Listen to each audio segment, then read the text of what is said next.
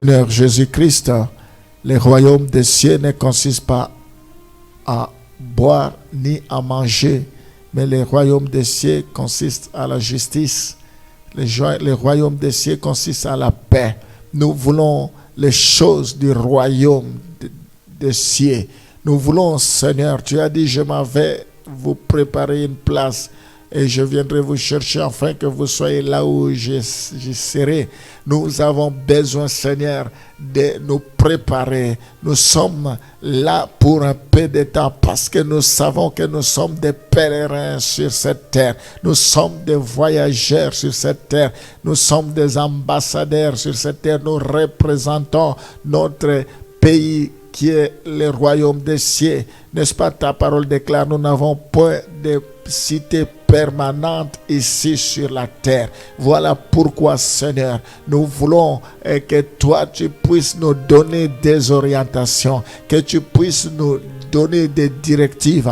Nous voulons que tu puisses nous encourager, que tu puisses nous relever, que tu puisses nous affermir par rapport à ta parole. Nous voulons que tu puisses nous donner le pain quotidien, ta nourriture, qui est comme du miel, qui est comme du lait pour nous, Seigneur, qui nous permet de grandir, qui nous permet d'affermir nos os. Fais-nous grâce éternelle. Nous voulons que tu puisses nous accorder tes bontés. Étends ta main.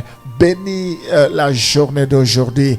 Prépare nos cœurs. Seigneur, nous nous attendons à toi. Nous ne voulons pas faire des choses par habitude, mais nous voulons les faire par révélation. Nous voulons, Seigneur, nous abandonner entre tes mains. Viens à notre secours. Parle-nous, Seigneur. Je prie pour que tu commences par me parler et parler à tous ceux qui m'écoutent ce matin. Tu as un plan merveilleux pour chacun d'entre eux, Seigneur. Tous ceux qui prêteront oreille à ces paroles soient visités, soient touchés, quel que soit le lieu, quel que soit le moment qu'il suivra, quel que soit le temps qu'il consacrera à t'écouter. Visite-les, touche-les, Seigneur. Répands l'onction. Je crois que tu es un Dieu qui agit de loin tout comme de près. Ta parole est puissante. Ta parole, c'est comme un marteau qui brise les rocs. Ta parole, c'est comme une épée à double tranchant. Au Père, maintenant, dans le nom de Jésus, nous t'avons ainsi prié. Amen. Nous allons lire Matthieu chapitre 10, le verset 16 à 18, pour appuyer ce que je suis en train de dire. Voici, je vous envoie comme des brebis au milieu des loups. Soyez donc prudents comme les serpents et simples comme les colombes. Mettez-vous en garde contre les hommes, car ils vous livreront aux tribunaux et ils vous battront des verges dans leurs synagogues. Vous serez menés à cause de moi devant des gouverneurs et devant des rois pour servir de témoignage à eux et aux païens. Nous voyons encore une fois ici, ce passage vient appuyer ce que nous sommes en train de dire. La Bible dit, nous serons malmenés, nous serons menés, traînés dans des tribunaux à cause de Jésus. Il faut que ce qui nous arrive soit en corrélation avec Jésus-Christ. Si c'est pour un gain sordide, si c'est pour un intérêt quelconque, ce n'est pas pour le Seigneur. Mais si c'est à cause de Christ, nous devons y aller. Nous voyons que les apôtres, ça n'a pas été facile pour eux. Paul, il a fait la prison. Paul, il a plusieurs fois, il a failli mourir à cause de l'évangile. Oui, mes bien-aimés, c'est une grâce si le Seigneur nous protège, c'est une grâce d'annoncer l'évangile, mais nous devons nous attendre que nous aurons des temps difficiles vers le temps de la fin. La Bible dit, les gens auront de la démangeaison pour écouter la bonne nouvelle. Les gens vont chercher à écouter ce qui leur plaise. Ils vont s'attacher à des fables. Ils vont s'attacher à des beaux discours, à des beaux sermons qui n'amènent à rien. Nous devons rester fidèles, proclamer la bonne nouvelle, annoncer la repentance, annoncer le retour de Jésus-Christ. Nous devons être de ceux qui vont payer le prix. La Bible dit, je fais tout à cause de l'évangile, afin d'y avoir part. Nous devons annoncer l'évangile. La Bible dit que l'occasion soit favorable ou pas, nous devons prêcher. Il y a des loups ravisseurs au milieu de nous. Nous sommes comme des brebis, mais nous ne devons pas avoir peur de loups, parce que Jésus est avec nous. Quel que soit le plan, le projet, le manœuvre du diable, nous ne devons pas nous résigner, nous ne devons pas reculer, nous ne devons pas trembler, nous ne devons pas avoir peur. Nous devons annoncer l'évangile avec audace, proclamer le royaume des cieux. Nous devons nous lever. Si nous ne nous levons pas, il n'y aura personne qui se lèvera. Nous devons aller avec la force que nous avons. Le problème, que l'ennemi ne trouve rien à nous qui lui ressemble pour qu'il ne puisse nous reprocher, mais que nous puissions marcher dans l'intégrité, dans la droiture, dans la sanctification, que nous puissions continuer à craindre Dieu, mais que nous soyons fidèles à ce que Dieu nous a donné, à ce que Dieu nous a demandé de faire. Ici, nous devons avancer.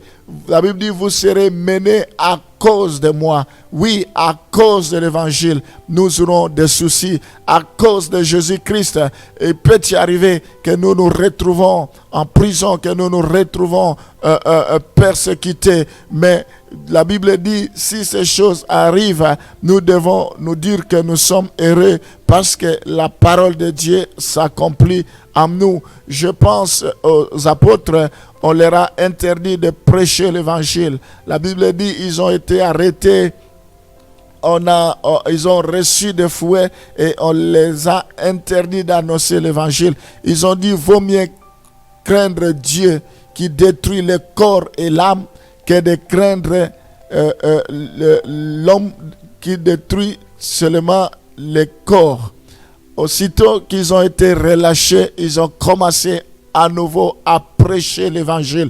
Nous devons racheter le temps car les jours sont mauvais. Nous devons annoncer l'évangile, que l'occasion soit favorable ou pas. Nous sommes les choix de Dieu. Si Dieu nous a placés sur cette terre, c'est pour que nous puissions accomplir sa volonté. Voilà, mes bien-aimés, on va aussi appuyer ce passage par un autre passage dans 2 Timothée chapitre 3, le verset 12. La Bible nous dit, « Or, tous ceux qui veulent vivre pieusement en Jésus-Christ seront persécutés. » Oui, nous avons beau être gentils, nous avons beau être plein d'amour, mais les gens trouveront toujours des occasions pour nous accuser, pour nous reprocher, mais ce n'est pas notre problème. Nous devons savoir que s'ils ont fait à notre maître, ils le feront à nous aussi, parce que la Bible dit le serviteur n'est pas plus grand que son maître. Tout serviteur accompli sera comme son maître. Donc, si nous cherchons la piété, si nous cherchons la justice, si nous cherchons la sanctification, si nous cherchons la crainte de Dieu, nous devons nous attendre à ce que nous soyons persécutés, parce que ceux qui nous persécutent ne vont pas supporter la vérité, la bonne nouvelle que nous annonçons. Mais nous devons continuer malgré l'opposition, nous devons continuer malgré les obstacles, nous devons continuer malgré les embûches, nous devons continuer pourvu que Jésus-Christ soit loué, pourvu que les âmes soient sauvées, parce que Jésus a répandu son sang pour chaque personne. Chaque âme a du prix aux yeux de Dieu. Et nous devons payer ce prix. Nous devons accepter de souffrir, de mourir à cause de l'évangile. Gloire au Seigneur. Seigneur, je prie parce que les croyants ne doivent pas se laisser ébranler par les afflictions. Au contraire, ils peuvent même se réjouir d'être jugés dignes de souffrir pour Christ. Je prie, Seigneur, pour que nous soyons armés de ces pensées. Les apôtres, ils étaient contents après avoir été fouettés, après avoir reçu des coups. Ils étaient dignes d'être jugés. Ils se réjouissaient d'être jugés dignes de souffrir pour Christ. Je prie, Seigneur, pour que nous comprenions que c'est un sujet de joie. Nous ne souffrons pas comme meurtriers, nous ne souffrons pas comme voleurs, nous ne souffrons pas comme un meurtrier. Au contraire, nous souffrons à cause de l'évangile, Seigneur. Oh, que la gloire te revienne. Sois loué, Seigneur. Je prie pour que tes enfants comprennent, tes enfants que nous sommes, que les épreuves auxquelles nous sommes éprouvés, c'est pour que ta gloire puisse se manifester. C'est pour que nous puissions prendre conscience que tout ce qui brille n'est pas de l'or. L'or pur doit passer par le feu. Je prie pour que nous puissions sortir de cela la tête haute, que nous soyons brisés, façonnés, que tu puisses nous modeler, nous donner la forme, que tu transformes notre orgueil. Oh Seigneur, que nous soyons prêts à nous adapter, quelles que soient les circonstances, dans la disette tout comme dans l'abondance, dans le manque tout comme dans la prospérité, que nous soyons équilibrés, Seigneur. Oh Père, que rien ne nous sépare de ton amour. Je te recommande chacun de tes enfants. Je prie pour qu'ils soient équilibrés, qu'ils sachent faire la part des choses éternelles. Ce n'est pas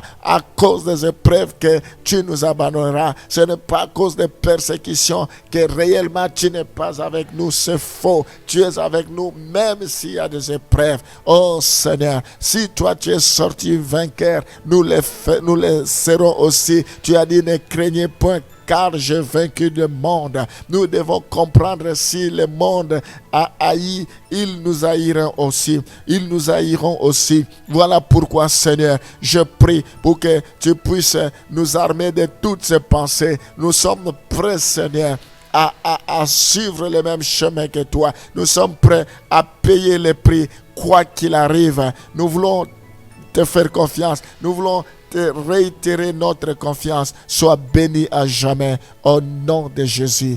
Amen.